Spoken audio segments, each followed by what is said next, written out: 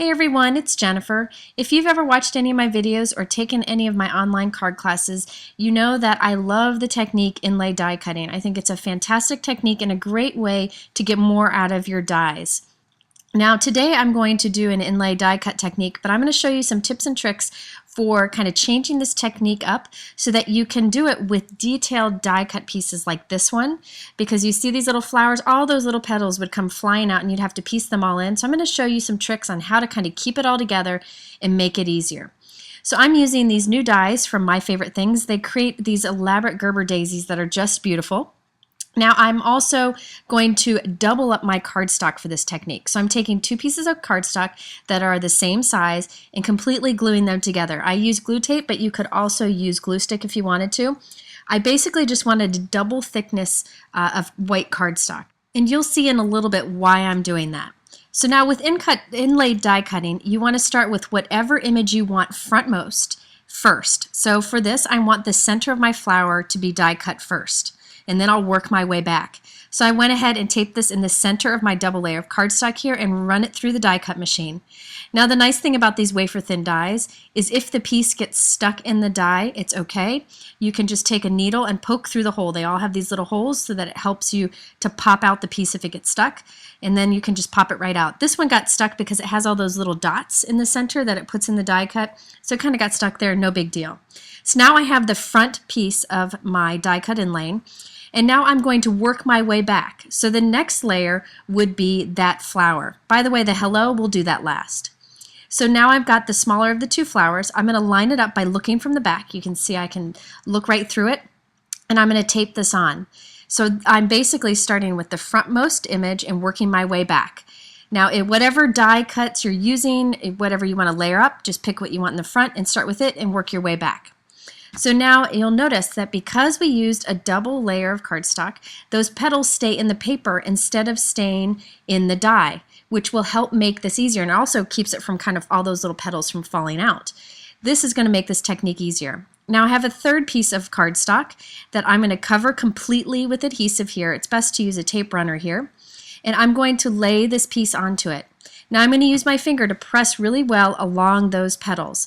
Basically what we're going to do is remove this negative space of the flower and leave behind just the petals.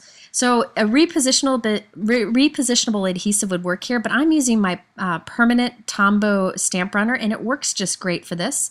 You know that when you use a tape runner, you can often just peel away paper if you get it somewhere you don't want. So I'm just carefully peeling away the negative space, and I'm left with just the petals glued down perfectly in the center of this cardstock. Now, before I go ahead and on to the next step, I'm just going to go ahead and color these. I didn't want to mess with having different colors of cardstock, so I'm just coloring them with my Copic markers. Now, you could use any kind of coloring here, any kind of markers. I'm just using Copics because I've got them in a lot of colors. And I'm using my favorite shades of peaches and reds for this. I probably should have done the lighter colors for the flower on the inside here, the smaller flower, but this is what I went with and it worked for me. Okay, so we have cut the center of our flower, we've cut the flower that's right behind it, and now let's do that large flower in the background. Again, the hello, we're going to do that last. So now again, I'm going to look from the back side and line up this larger flower die through the hole, and then I'll tape it in place. Whatever method works for you to line them up. You don't have to line them up perfectly if you don't want to either. Now I'm going to run this through my die cut machine here, and this is, again, you'll see the advantage of having the double layer of cardstock. Most of the petals will stay inside that double layer of cardstock. Now a few of them fall out, but that's a lot less than all of them, so this will still save me time. So I'm going to go ahead and place this on top of that sticky piece of cardstock and press all the petals down.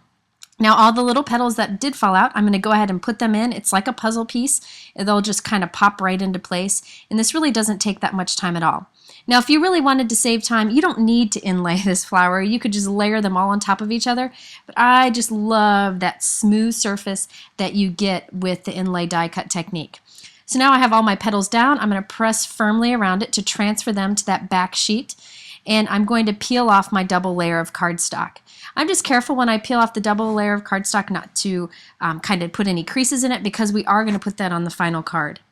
So now that I have all my petals down and in place, I'm going to go ahead and color them with my Copic markers. I'm doing lighter colors this time, but really anything goes here. You can use any kind of markers that you want. Now, for the adhesive that I used on the back there, again, I use my Tombow stamp runner. It works really well. I like adhesives that put little dots of adhesive down, but you could try some other adhesives for this. I say just give it a try and see if the adhesive that you have works for you, but this happens to be one of my favorites. So let's go ahead and finish assembling our flower. We need to put the center back in. We could have put that in the first place if we wanted to. And I'm just going to add some quick coloring to this. I'm going to go in with some dark yellows, kind of really saturate the paper, and then I will add even darker yellow to the center and even some brown. Now I love this die because it puts these little dots, these little circles indented into the paper, kind of pokes them in there. And what I'm going to do is go with a brown marker and kind of reinforce those dots, or I don't know if that's the best word, but really make them stand out. So you'll see here, I'm just kind of going in and putting a little dot of color along it. I love these dies that put little piercings in it, just to add some more dimension. So now that I've popped that center right into place, I want to do the outside, the negative space around this flower to cover up all that adhesive. So now if you look here, you'll see there's like a blue halo around the flower. You could do this in gray if you wanted to too. This is so easy to do. I just take a super light color of Copic marker and I'm just pulling from the inside edge of my die cut opening, just pulling it straight out. And it kind of blends on its own because it's so light. You could take time to blend it better, but really it kind of fades out because I'm using such a light color of marker. Now I'm just going to pop that in place, and there we have a completely smooth image, even though we use lots of dies. Now since this flower is so complex, I wanted to keep the rest of the card simple. So first I went ahead and die cut a circle and added onto a white note card. Now the circle that I used, notice there's little dots, piercings around the edge. I mentioned that I love dies that do this, so I have the pierced circle die set from My Favorite Things. This is a stacking die set, which means there's lots of different size dies in one set. I'm going to position this right over the flower and run it through my machine, and you can see I end up with a circle with the little piercings around the edge. I love that finishing touch. So now we're left with a greeting. To be honest with you, I left this for last because I hadn't thought about where I was going to put it, and I like to have a greeting on the front of my card. So I decided to use a small hello die cut, and I wanted to inlay it too with the rest of it. So I'm doing this as an afterthought, and it works out just fine. I'm going to take the die and lay it right in the center of the flower and tape it in place, and then I'll run it through my die cut machine as I have before. Now remember, there are 3 layers of cardstock to this piece, so it's not going to cut through all 3 layers. So what I'm going to do is use my craft knife to peel up the top layer. You'll see it's really easy to do. You can pull up more than one layer if you want to, and the piece just kind of comes right out. Then you'll see right here a big piece comes off at once. Doesn't take long at all. Then I'm going to die cut another piece, just one layer from white cardstock, and this will get laid right into the place like a puzzle into the center. However, instead of leaving it white, I decided I wanted to make it metallic. So I'm using this new Wink of Stella pen. These are the Wink of Luna pens, which are like the others, but these are metallic. So the Luna are metallic, and I got the silver, black, and gold. I'm using the silver here, and I really love this silver. It's really gorgeous. It has a look of silver embossing powder without the fuss of it or without the texture. This is the black. The black really isn't black. It's more of like a dark silver or dark pewter, and I love it. Then there's the gold. Now the gold is just okay to me because it kind of has a green tone to it. I think I'll use the silver and black much more than I'll use the gold, but again, it's personal preference. So now I have my little die. It's dried. I don't want to touch it until it dries. I have it ready to pop into place. I'm using just a glue pen here to add glue into that little hole for the word hello. And then I'm going to take my silver die cut and put it right into place. Now I really want this to get squished right in there along with all the other pieces. So I'm actually going to run it through my die cut machine without a die. So I'm just going to take the piece, lay it on my die cut machine, put a piece of cardstock on top of it.